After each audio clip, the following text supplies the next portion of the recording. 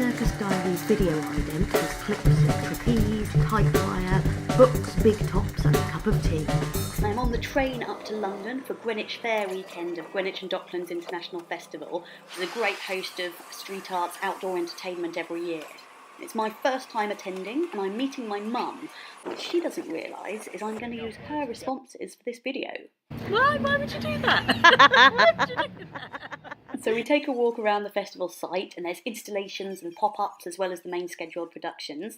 First we stop by Full Circle by Avanti Display, then kit up for Plock from Grenskaval. Robopole is the Ulick Robotics Show with Martin Rydell on the pole. Then the new Occam's Razor is Belly of the Whale. We've got Moto Sekai from Racehorse Company, and we finish off with La Belle Escabelle by Dobleman Doble. And we just finished, we've just come to eat some food. This is my mum. Hi. So, what was your favourite of the day? Again, the stick ladders one, the last one, and also the painted Plonk, which was like a cross between Mr. Tumnus and Jason Pollock. Mr. Tumnus and Jason Pollock? Mr. Tumnus the Fawn from the Henry Wardrobes? Just looked a bit like, oh, okay. He was prancing around, so yeah, acrobatic and balletic. Hey, good description. Oh, sorry. I'm going to move because I'm in the lady's seat. Oh, we look much better in this light, don't we? What did we start with? We started with the bucket things, Full Circle, and was it a surprise? Yeah, they were giving instructions without using language, which was good. Yeah. The kids picked up on it, like there were loads of little kids coming in and I didn't realise they were following rules at first because the kids picked up on it much quicker than the adults did, I think. Yeah, they did. And we were watching them and they were really entertaining and they were sort of making the setup for the show, and gradually other members of the audience got more and more involved, like kind of playing games. By watching the kids and copying them. So that, I wasn't expecting that, I don't think. I was expecting something more about project manipulation from the performers, but not the kind of engagement and getting everyone to play along. And then, what was after that? Then it was the Pop. Which we had to queue for and we almost didn't get in because it's limited space, and I didn't notice that on the programme. And we had to put suits on, white plastic suits with hoods. And that's because we got paint splashed all over us. More on my face than Mum's, and more on other people than on us. So it's a bit, depending on where you sit, I think it's kind of improvised within a framework, so you probably get painted differently each time you go. And what was your favourite thing about that?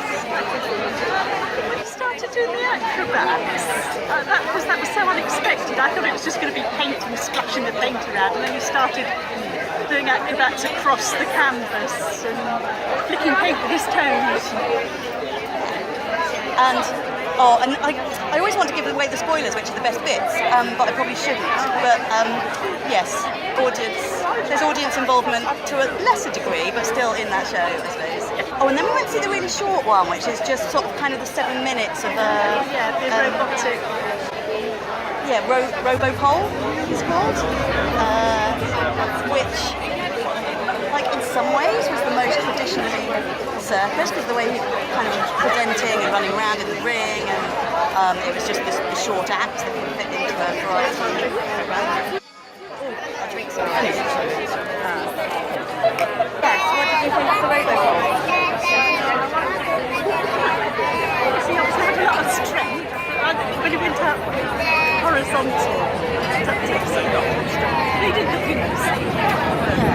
I can't. It made me think of how,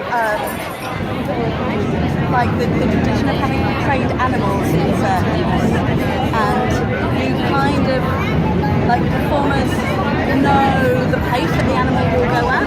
Yeah, knew exactly where the pole was going to be.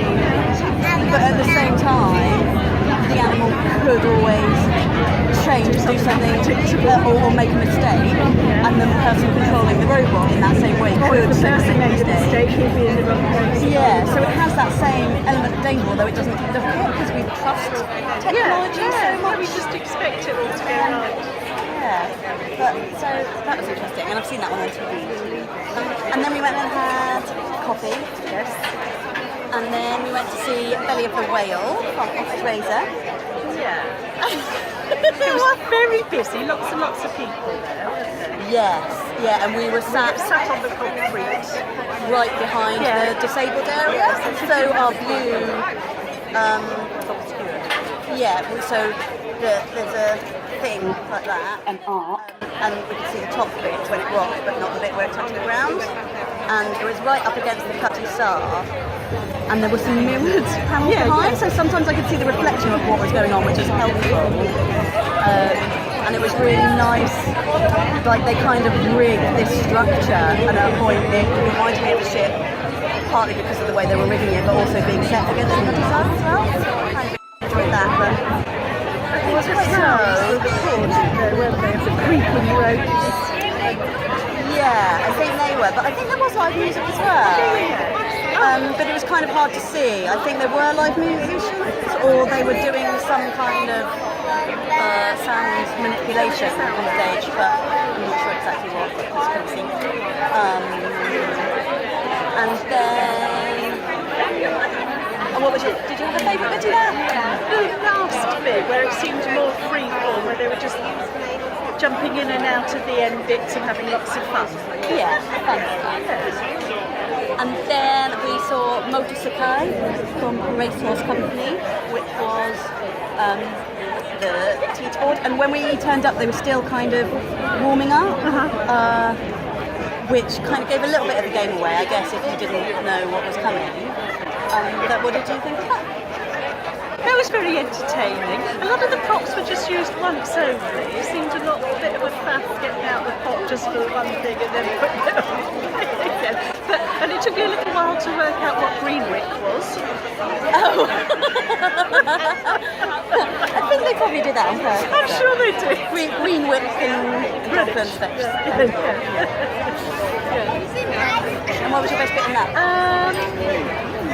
I think the seesawing right at the start.